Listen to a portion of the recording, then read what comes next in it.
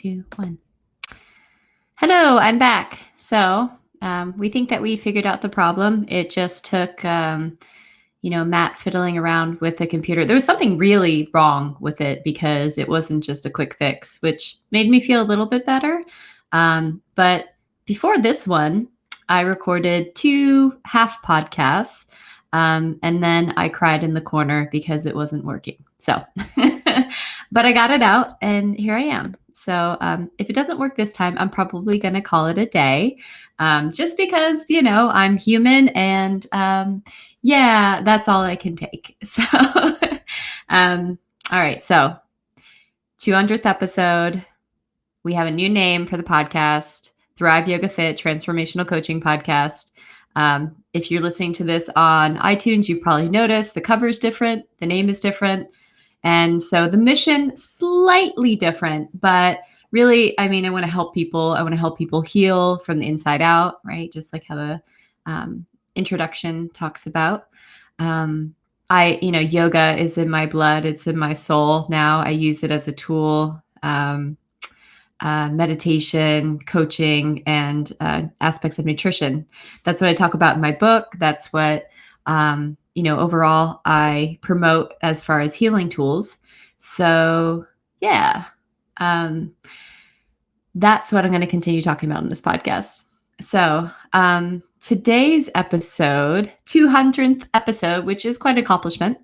I'm going to be talking about how to find your passion and pursue it.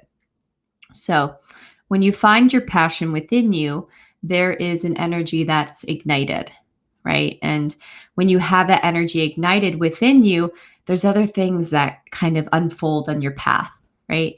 I know that sometimes if you believe in like karmic rebirths, sometimes there's someone that's born and just like bursts out of the womb, hopefully not that graphically, but and they're expressing in the world and they're like 2 years old and they've already figured out that they want to tap dance and they're just really good at it naturally and they just follow that career path and their whole life all about tap dancing, best tap dancer in the world.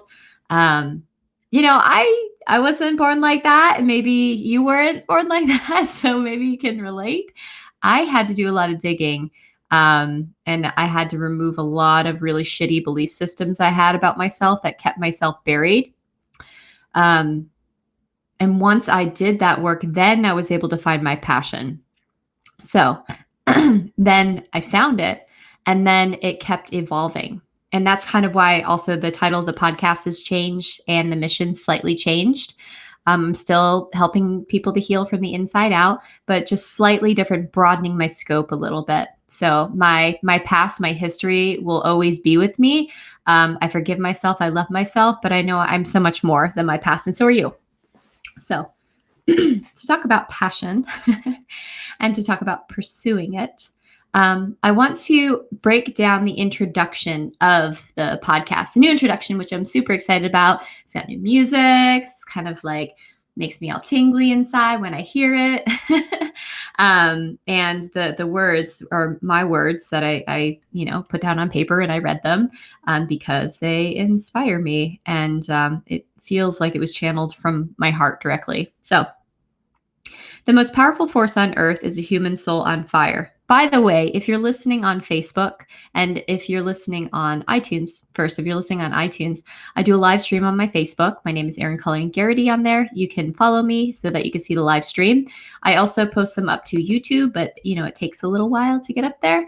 If you want to see my face, like when I'm presenting it, or if you're listening on iTunes, just so you know, there's folks on here that have heard a half podcast twice. So this is lucky number 3.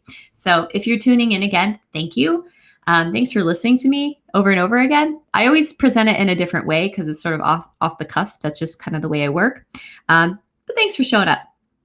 So the most powerful force on earth is a human soul on fire. The Sanskrit word for fire is Agni.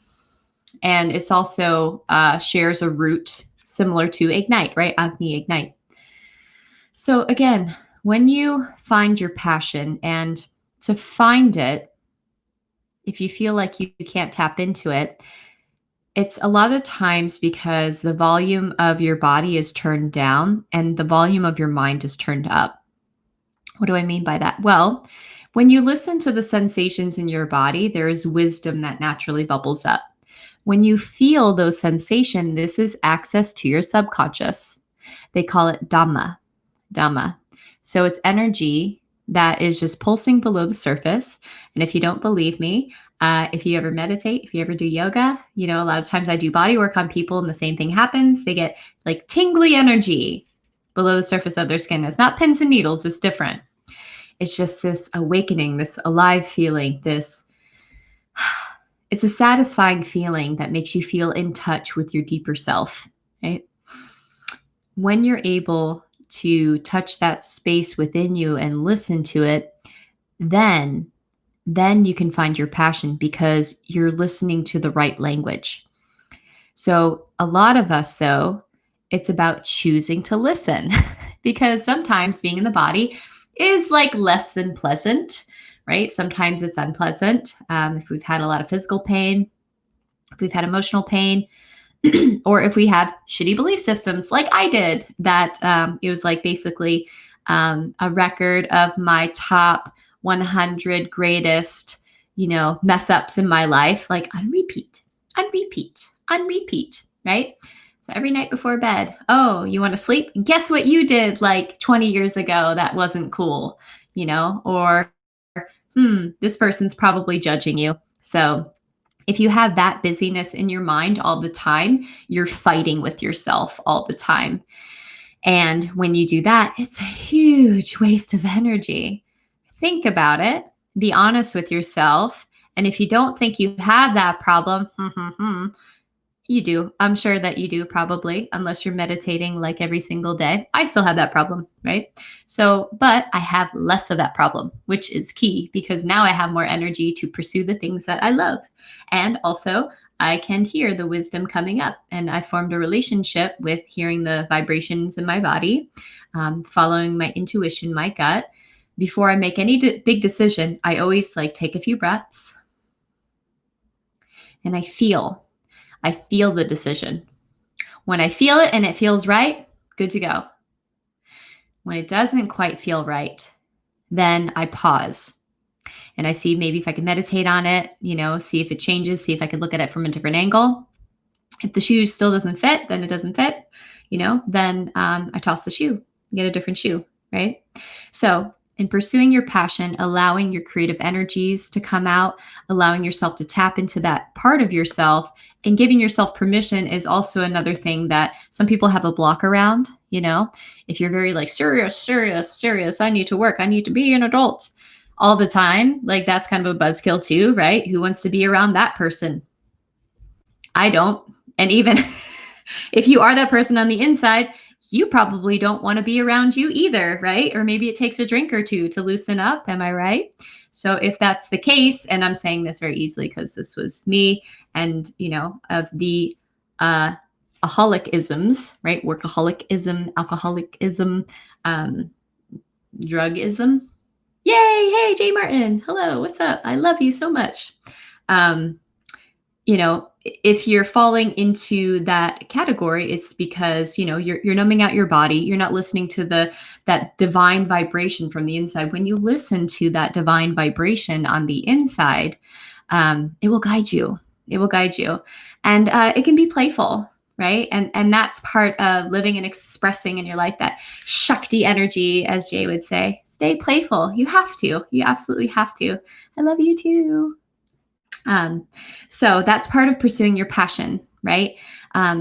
Maintain curiosity and fascination with yourself. And just remember that we're all children. That pattern continues and we're always learning and growing. So the next line is, you have a deep ache in your soul for something more.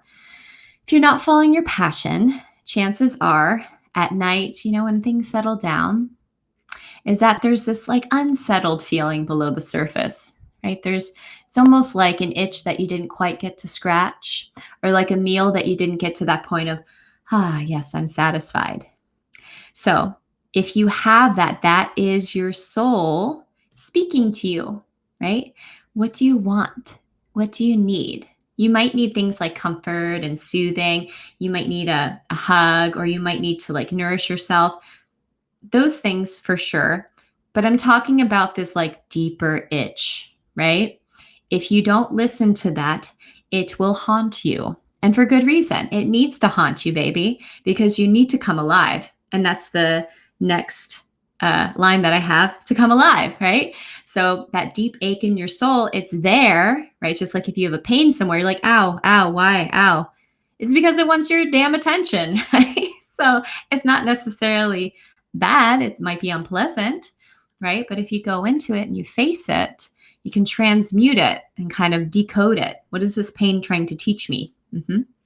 So the next line, to let your passion pour from you like an endless well, right? So when you tap into your passion, it ignites you, it gives you this flowing energy. And, you need to take care of yourself, right? But have you ever been in the zone? Right? Some people call it the genius zone, or, athletes when they go in like that zone. It's just a zone where time disappears and your true self is expressed. And the energy is, I keep checking the audio to make sure it's good. It's still good. Yeah, we're still going 12 minutes in. It's just this energy that's organic, and there's not so much stirham. There's not so much like effort and force. It's just this aspect of surrender and really coming into yourself. And it's a beautiful expression. And there's like sustainability to it, right? So that's the difference than trying to force yourself to do something that you're not passionate about. Yeah, you might be able to show up. Itcha. Yeah. Get that itching. When you are able to tap into this, it is like bountiful. When you force something, it's not sustainable. So, and then we start shaming ourselves and we kind of do the opposite. It kind of takes away our organic energy. So, exactly, flowing and not force. I feel like Jay Martin's on the podcast with me. This is awesome. So, when your passion comes alive, the magnificence buried deep inside of you is unleashed. So, I'm going to read the next line with this. Gifts and talents you never realize surface as your life unfolds like poetry. So I have found on my path that the more that I did yoga and meditate and listen to the inner wantings of my soul, that like new talents appeared. For example, chanting mantra. I had no idea I could do that. I didn't even know I had a really good voice at all. I've had zero training. It's something I've like up until recently was very uncomfortable sharing. I would only share in Shavasana when people's eyes are closed. And so, they couldn't just look at me while I was singing because that freaked me out a little bit. So, and even thinking about it, I blush a little bit. You didn't notice. I actually recorded for the first time in my friend's studio, my voice, chanting mantra, not just doing a podcast or a meditation. And I listened to it play back. And I actually, when I got the copy of the recording, I was with the client. We were just finishing up, and he's kind of old school, he knows some Sanskrit words, but we don't go too deep into it. But he's getting it, right? I'm kind of going through the back door to teach him yoga and the spiritual aspect of it. He heard it and he said, wow. He's like, you must really know what those mantras mean because you sing it like you deeply understand it. And I just looked at him and I just started crying. And I said, I do. Now, literally, if I had to write down every single meaning of every word, I might have a little bit of trouble. But as far as like feeling the vibration within me and knowing it in my soul, like it just comes out and it's beautiful. Being an entrepreneur is another example, right? I didn't know that I can run stuff and be a strong leader for people. Didn't know that about myself.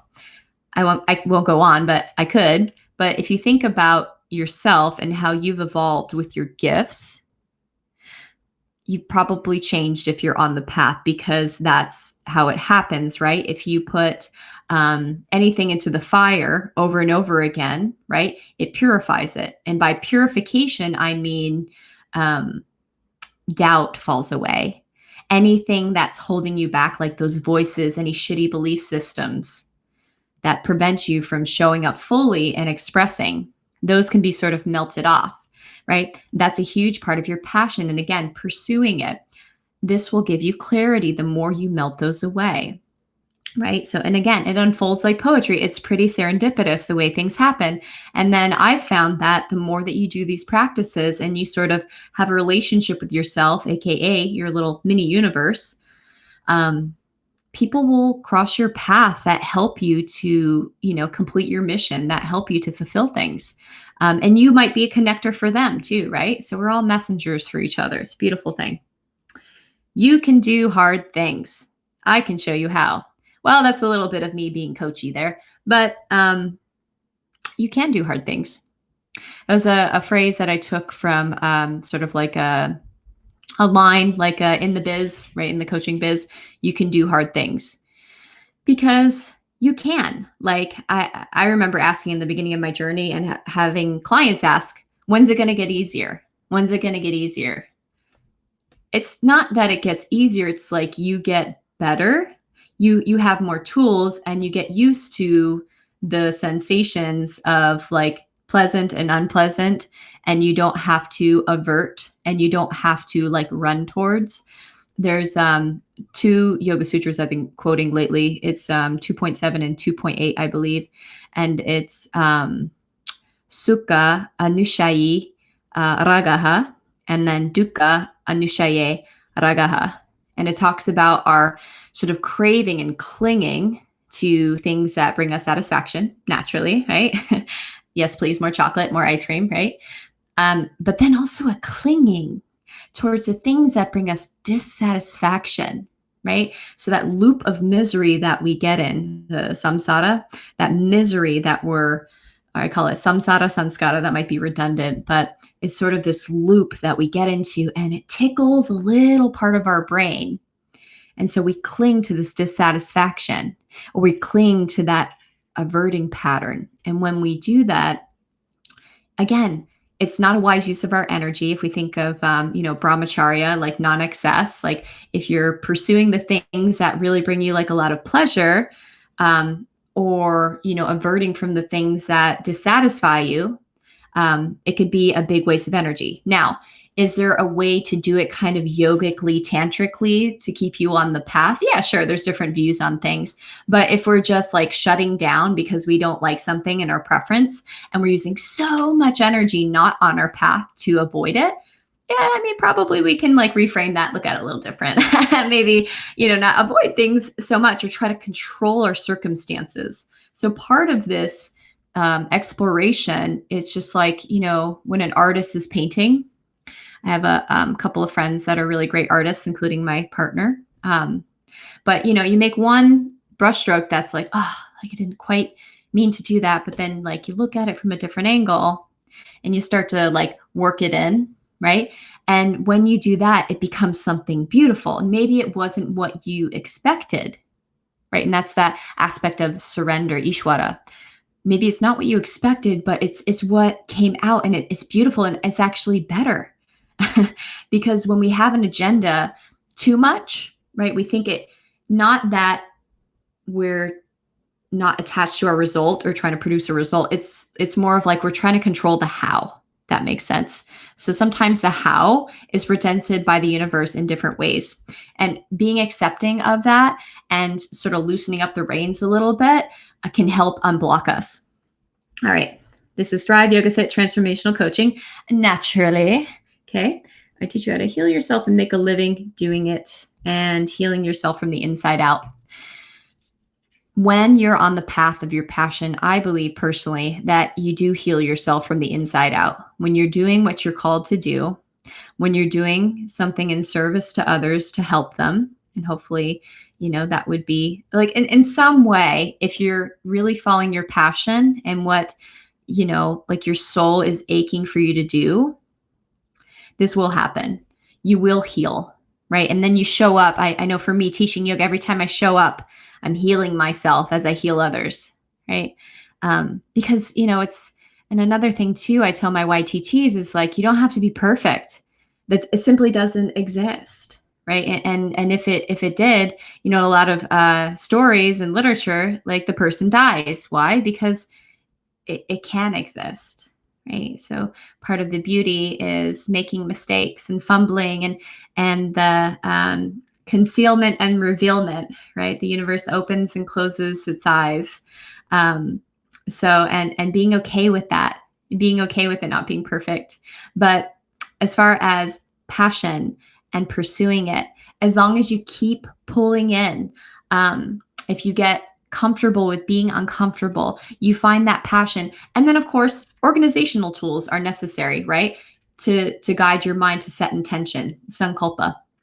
So if you have a particular goal that you have in mind, as far as like, I want to record a podcast, or I want to write a book, or, I want my dream job. Okay. Like using organizational tools, like writing down, what is it you want? Can you picture it? Okay. Can you picture it? Give me the details.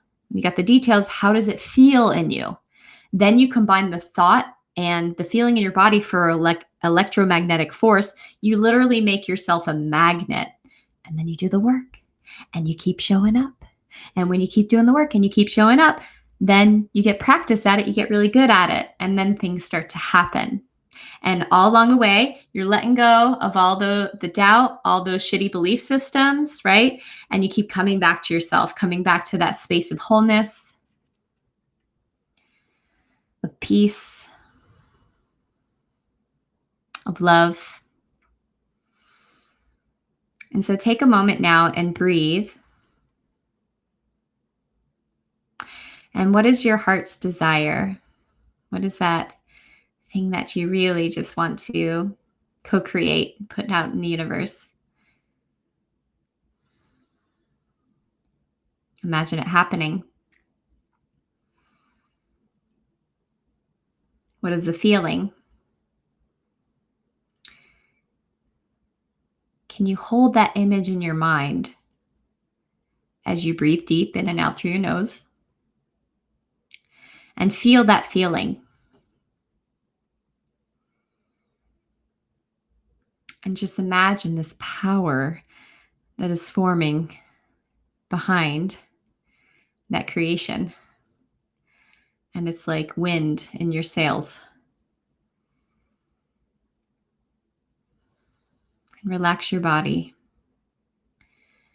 Breathe and allow it to vibrate through.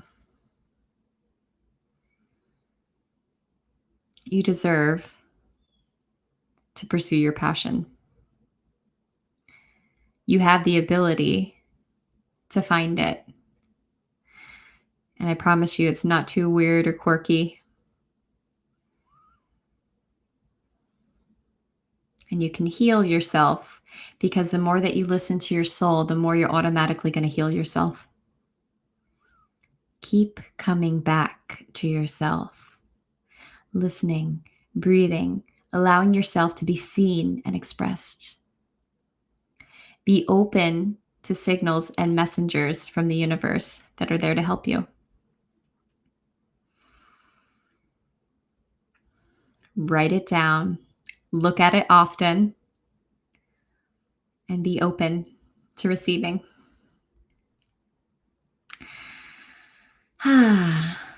Alrighty. Well, that's all I've got for you today.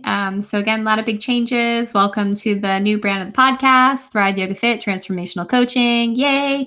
And again, this was not once, not twice, but my third recording of this. And I still had pep. And that was after a brief cry, but it's okay, because here I am. And I'm the comeback kid, right?